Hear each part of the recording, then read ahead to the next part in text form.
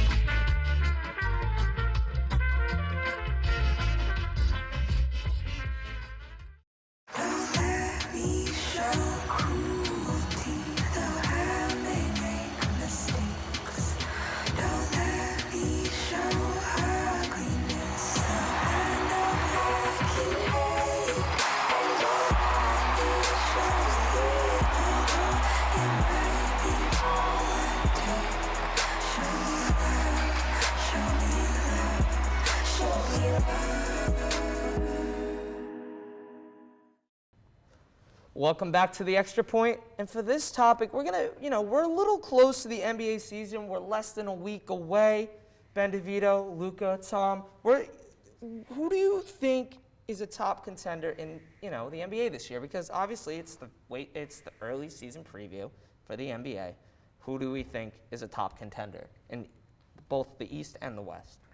Yeah, so for me with the West, I'm going to take the Phoenix Suns. A lot of people think they were a fluke team last year, but I think their team's designed in a way where they don't need one person to perform consistently every single game. They have Chris Paul, right? Last year we saw him have some games where he was, the top scorer, top assist guy. In other games were not so much, and Devin Booker stepped up, and he was their scoring leader. And even if he wasn't having a good game, Cameron Payne, when Chris Paul got injured, he stepped up, and he was a good scorer and good facilitator.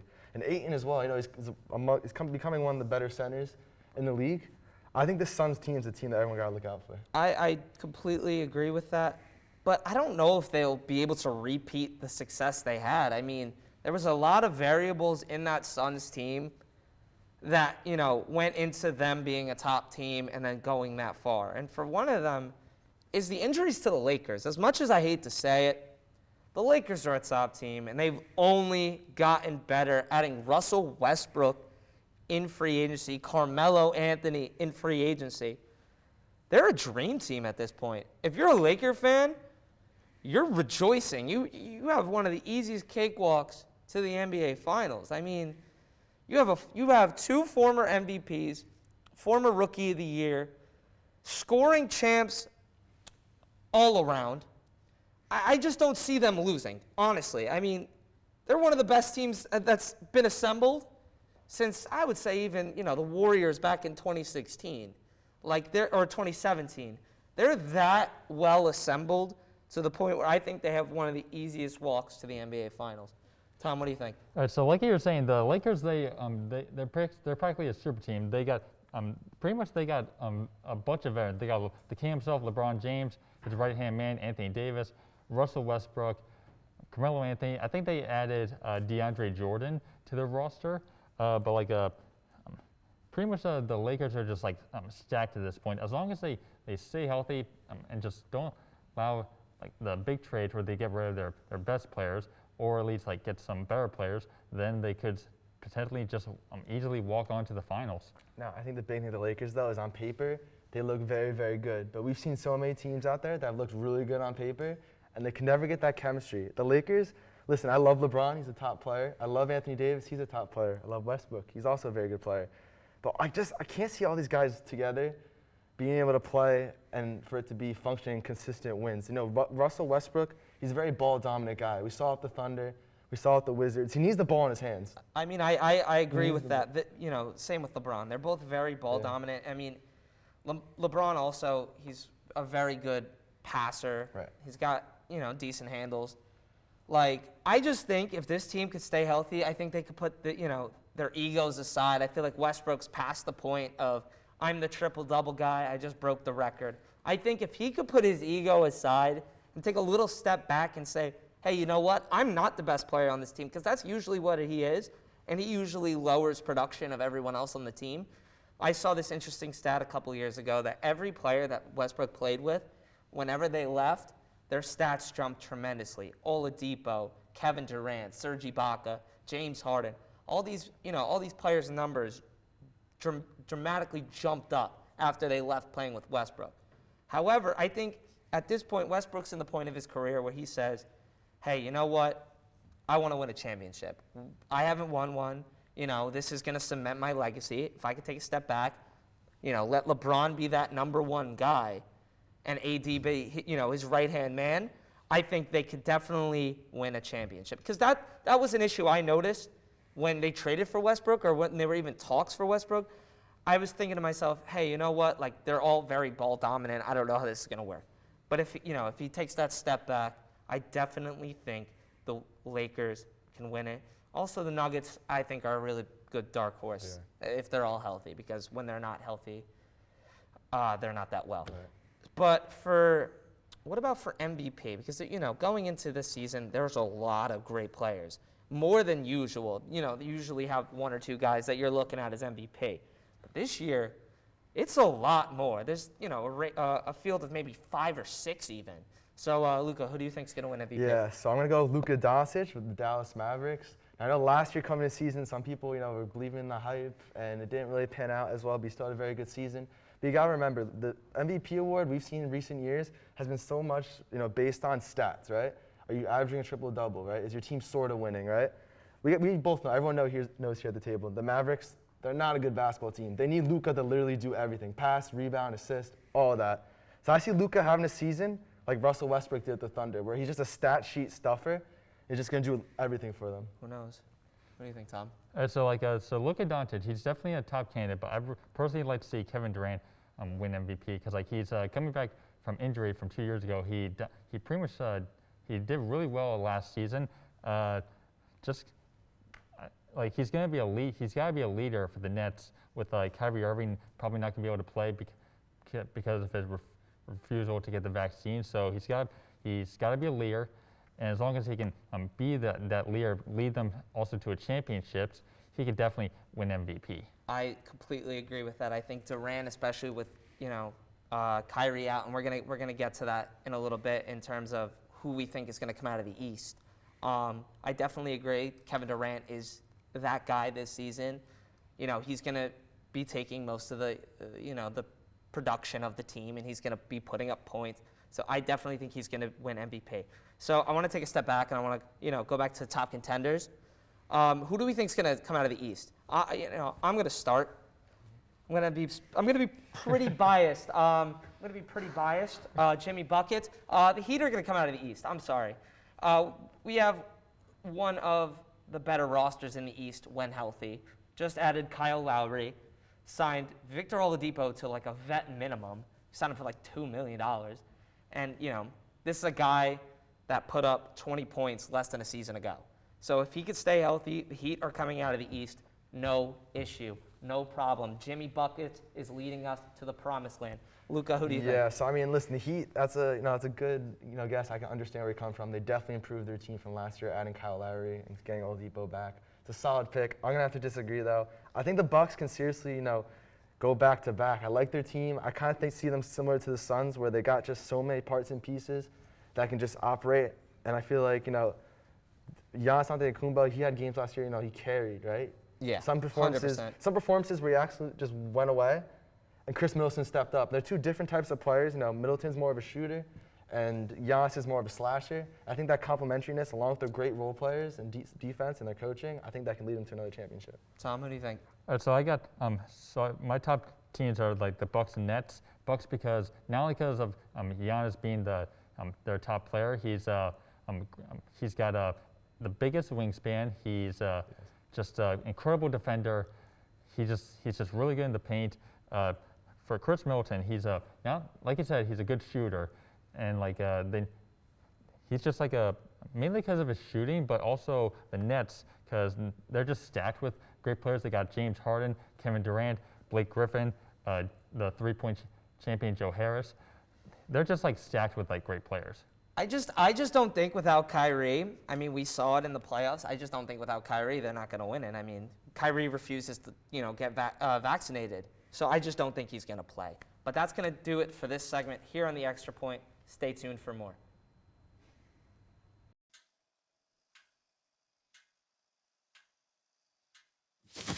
Awkward. Do I look familiar? I should. You might remember me from here. Here.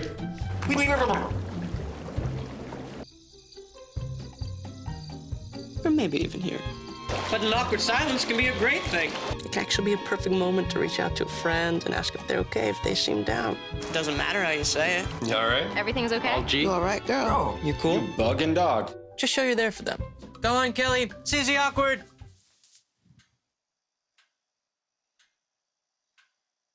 Hey, you haven't really been yourself lately. Are you okay? Find out how you can help a friend with their mental health at seizetheawkward.org.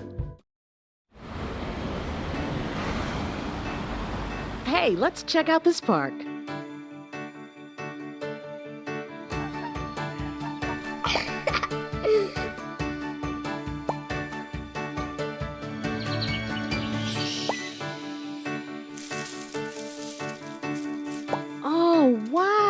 That's really cool. To find a great local park or forest near you, go to discovertheforest.org. Underdog's back here on Extra Point with another week of sports picks. And I got to say, the slate this week is interesting. That's all I really got to say about it. We're starting off Thursday Night Football tomorrow night. We have the Buccaneers at the Eagles. Buccaneers are given 7 points. I think they easily cover. The Eagles, I mean, they played well, but that's the Sam Darnold we're used to seeing, not a very good quarterback. While the Bucs absolutely destroyed the Dolphins, Tom Brady, 5 touchdowns, even throw a pick. Yeah. I don't think so. I think Buccaneers keep that momentum going. They easily cover 7 points against the Eagles. I'm going to have to agree with you, Jake. I mean, you know what? The way I view this game, Jalen Hurts sucks. Tom Brady. Yes, I am saying that every camera can. I am not a Jalen Hurts supporter. I will stand on this hill. Jalen Hurts is not. He's good. He is not a good quarterback. He's good. We're going to go back to next year. Jalen Hurts is not a good quarterback. Jalen Hurts is not a good quarterback, and I'll stay on that hill as well. But the way I'm looking at this game, Eagles, you got Jalen Hurts, you've got Rager, you've got Miles Sanders. You don't have good players. Bucs. Yeah. We got Mike that. Evans, Tom Brady, Chris Godwin, AB, the whole 9 Super Bowl winners. Super Bowl winners. -7, don't care. Bucs easy. I mean, I agree as well. Like, it's not a hard game to pick.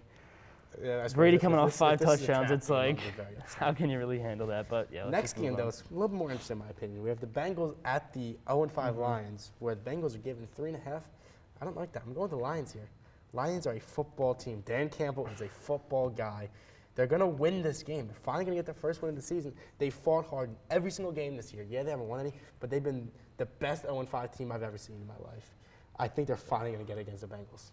I completely agree with you. I have a gut feeling that the Lions are also going to win this game. They're at home. Detroit needs a win. They're 0-5 now. Exactly. Dan Campbell, they deserve this one. That is one. a mortal lock. Maybe it'll be a last-second one. Maybe it won't, but plus 3.5, that's a steal. All right, I'm going to completely disagree with you guys here. Killing me, John. So, the Bengals went to overtime with the Packers last week. They went to the Packers, one of the best teams in the entire very overrated team, mind you. Yeah, they're overrated. The Packers are overrated? When's the last time they've actually won something of significance? They won the NFC Championship, or they went to the NFC Championship game. The past 2 years. What happened to it? Okay. Packers are still a good team. They were in the NFC Championship game the past 2 years. They're a good team. The Lions are 0-5. I get the whole Dan Campbell thing. The Lions are still 0-5. Jamar Chase has been lighting up the NFL. Joe Burrow has been having a great sophomore season. I love the Bengals here. Doesn't matter, 3.5. I still think they're going to win by a touchdown or more. So roll with the Bengals. All right. TJ Hawkinson, 2 touchdowns. Watch out. Moving right along, we have the Kansas City Chiefs at the Washington football team. Both teams 2-3. Both teams some of the worst defenses in football. Chiefs are given 7 points here. I don't like that. I think they might win, but I think Washington's going to cover +7. I disagree. I'm not going to lie. Good. I disagree. I disagree as well. Good. Washington. My record goes up, your record goes down. Washington's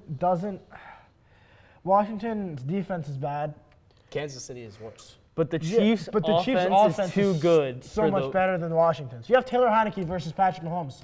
I don't see your point right there. Taylor Heineke's the GOAT. What I'm saying is this is the Chiefs' bounce-back game. They're going to look like the old Chiefs. Game. Like, it could be a shootout. Sure, their defense could be terrible. I said, Chiefs can win. I don't see them winning by a touchdown. I see them winning by like 10. 14. Yeah, 10 I or see them 14. winning by 14, 10. Easily. Well, it's good that we disagree. Yeah, it is good. We'll see next week. Next game, Geno Smith, the starting quarterback for the Seattle Seahawks in Pittsburgh against the Steelers. Steelers are given 5 points. I think they cover. I think they cover as well, just because Geno's going into Pittsburgh. Geno Smith is Geno Smith. Ended the streaks of 2 Hall of Fame quarterbacks, Eli Manning and Russell Wilson. It's not his fault. He's just trying to play. It's just funny. He actually did pretty well last week. I think the Steelers. They're not that good of a team, but they're too much for them. But the Seahawks defense is maybe even worse than the Chiefs in Washington. Yeah. I feel like Najee we won't Harris, know. Deontay Johnson, They're Chase all going to have a Claypool great is going to game. be way too much for the Seahawks to handle. There's no way Geno Smith is going to keep up with that offense against one of the worst defenses in the entire Is Chris Carson playing this week? He's still questionable right now. That scares me. All right, here we go. That is the Sunday Night Football game, though. It's going to be good to watch. But I'm more excited about my team on Monday Night Football. We have Collins' Buffalo Bills at the Tennessee Titans, where the Bills are given 5.5 points. I'm sticking with Bills here. Yeah, I mean, you would be dumb not to. Titans anybody. are not that good. The Titans, their defense has been terrible as well. Defense has been terrible. They still might not have Julio. I'm sorry, you lost to the Jets. That's right. That's right. They lost to the Jets. Jets. The best football team in New York. We haven't played you guys yet. You guys will. Buffalo Bills one win. easily cover 5.5 here. I mean, Josh Allen has an MVP caliber season right now. They're just too Stephon good. Diggs isn't even playing as well as he did last year, and they don't need him. They don't need him. The defense is playing. The defense has out of been this world. phenomenal this season. The running back duo of Devin Singletary and Zach Moss has been. I mean, incredible. their They're whole only- core is good. Their wide receiver core. They got Exactly. Sanders, Diggs. The Bills only Beasley. lost this year is that week 1 heartbreaker against the Steelers. And they shouldn't even, like, if they really think about it, if they just played a little bit better on offense, they wouldn't have lost that game. Well, you could say about anything. If the team just plays better. I know, but like, it was really the defense did everything they could. no. They didn't even let up 23. They really That only blocked up punt. 16. That Yeah. blocked Yeah. punt. It's just unlucky plays. But Buffalo's too good, slamming them minus 5.5. I think we all got the Bills minus 5.5 Yeah, right here. I think the easy picks this week are Bills minus 5.5 and Bucks minus 7. Yeah. 3 games in the middle, kind of wishy-washy. I like a couple dogs there, one of the favorites. Obviously, we disagree on some picks, which is good. It brings some duality to our picks. So when we come back next week for our mid-season episode, we can see the record of our picks. And we're actually going to stop this segment a little bit short this week. We kind of went through the games a little quicker than I thought, but it's all right. I mean, next week We bigger disagree too episode. much. Maybe we get 6 games next week. Who We get knows? 6 games next week. Ooh. Yeah, we'll get more. All right, but that's going to end it for this week's version of The Underdog here on Extra Point. I'm your host, Jake Orsino, the best picks in the world. Thank you for watching. See y'all.